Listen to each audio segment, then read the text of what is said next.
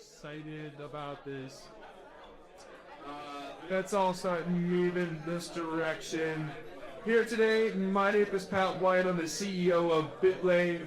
We have a pretty action-packed roster of speakers today. This is going to be really fun.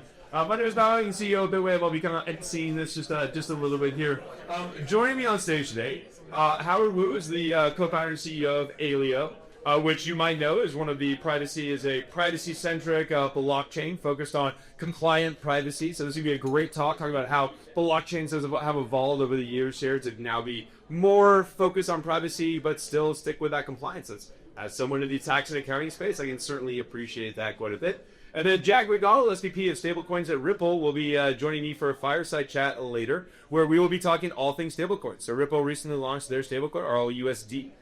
Very excited to see Ripple actually pushing that out and sort of, everyone is getting the stable coins these days. So this is, everything today is about payments. It's about how do you do payments compliantly, how do you do them privately, how do you do them obfuscated, and then how do you use stable coins or different mediums of exchange for those payments.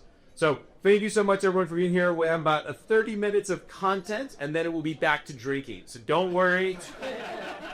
Don't worry. If you have to get up to go get a drink, you also can do that. Just bring me one back and you'll be fine. But without further ado, I'd love to hand it over to Howard here to get started. So Howard, take it away. Thank you everyone for coming. We're very excited to be talking about this. My name is Howard. I'm the founder of a protocol called Aleo. Aleo is a new L1. It supports private smart contracts. And why does that matter in stablecoins? Well, it's because today stablecoins aren't private. Thank you so much. And what I want to do is really spend the next 10 minutes talking to you about why this matters, why it's important, and more so, how can we actually make stablecoins private and compliant? So, to kick things off, I think everyone understands that crypto has had a crazy evolution over the past decade. And what I really like to draw back to is actually the early internet. If you look back 20 years ago, the entire web was basically open-ended in the sense that it was using HTTP, there was no HTTPS, and the idea of TLS and using encryption was a very novel concept.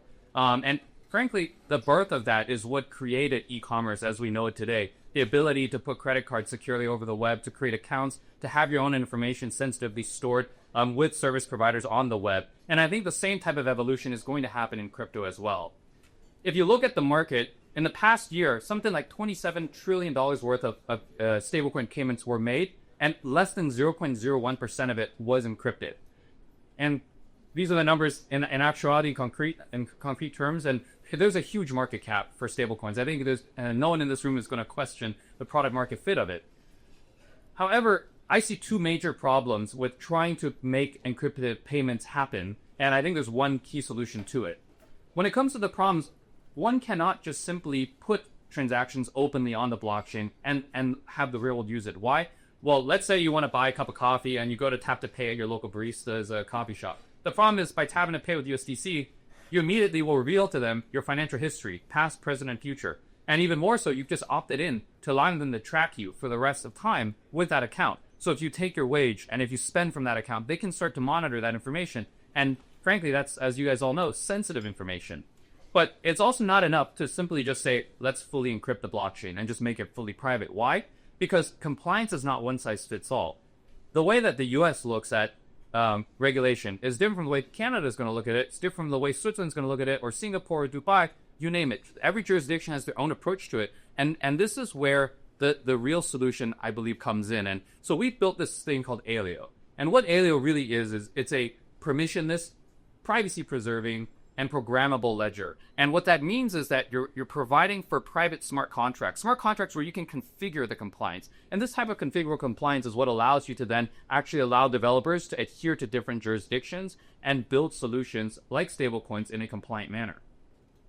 Now, beyond just that, I think the important thing to mention is that I believe that without compliance, privacy in and of itself will be banned. And I think we've already seen renditions of that. And so I really believe that as this goes to market, you need these two things to be lockstep, side by step.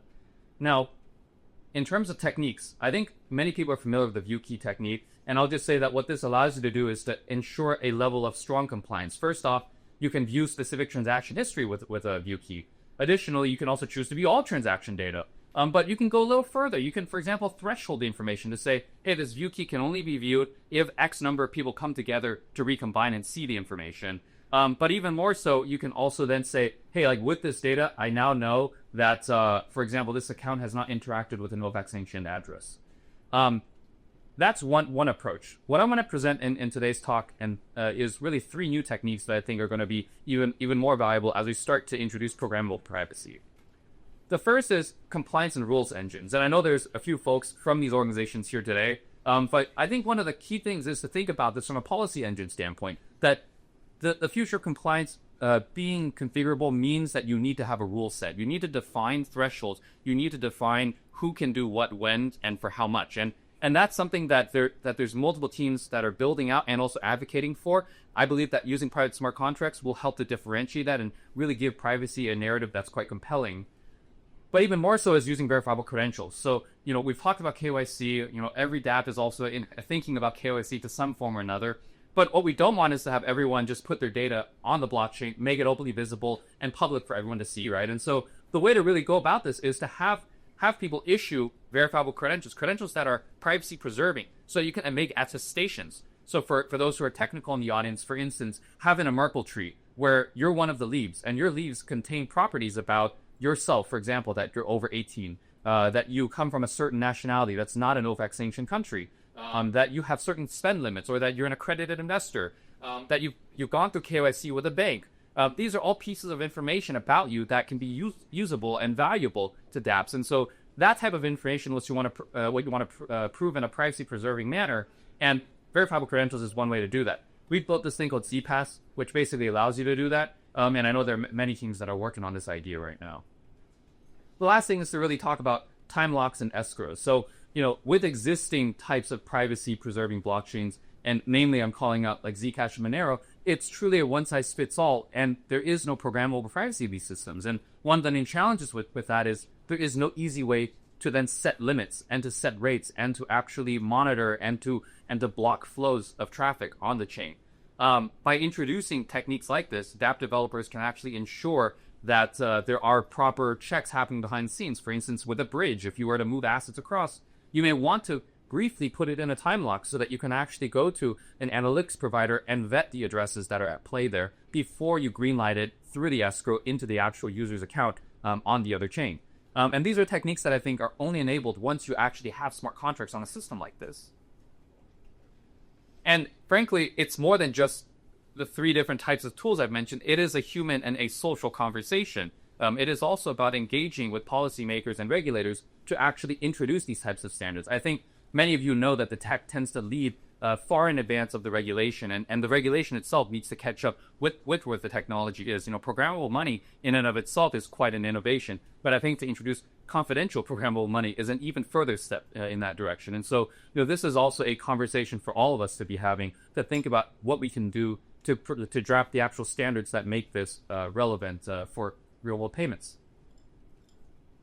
And it's not just me that's saying it. There are plenty of folks that are reputable in the space that are also advising and speaking on this subject matter. I think the key things to call out is that developers will need to comply with local laws and regulations over time. This is going to iterate. It's not a one and done thing, and so that's where smart contracts become valuable. You have upgradability. You also can dynamically call in these smart contracts, and that opens the door to you to update your programs and your policies over time. And of course, as I've already mentioned, configurable compliance is a key part of this, and privacy is a form of security here. And so, I think that a technology like this ends up becoming more important than not as we go towards real payments, like in that coffee shop example.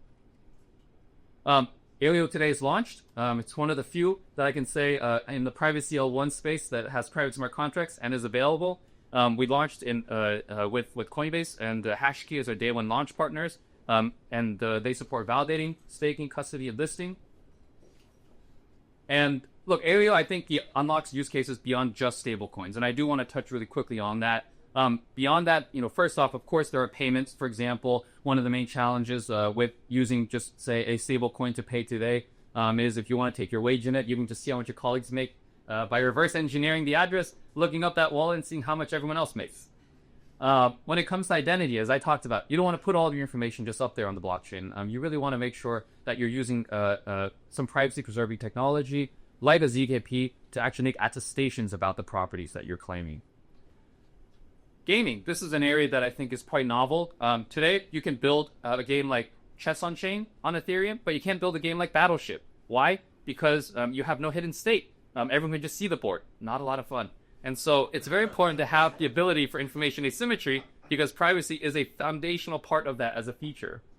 And of course, I think everyone has seen with DeFi, there is a lot of MEV on these chains. It obviously is a form of making money, but it is also a form of threat to, traditional financial institutions actually using the technology stacks that we're talking about here. Ultimately, there is a sense of fairness that needs to be brought to the market if you're going to deploy this technology for the real world. And so this is where I think privacy becomes a key matter, because if you can't see the trade, then you can't front run it. Anyways, that's my time. I'm Howard. Feel free to look me up on Twitter. It's @1HowardWu, and thank you so much. Awesome. Thanks, Howard, for that for you. Super exciting stuff.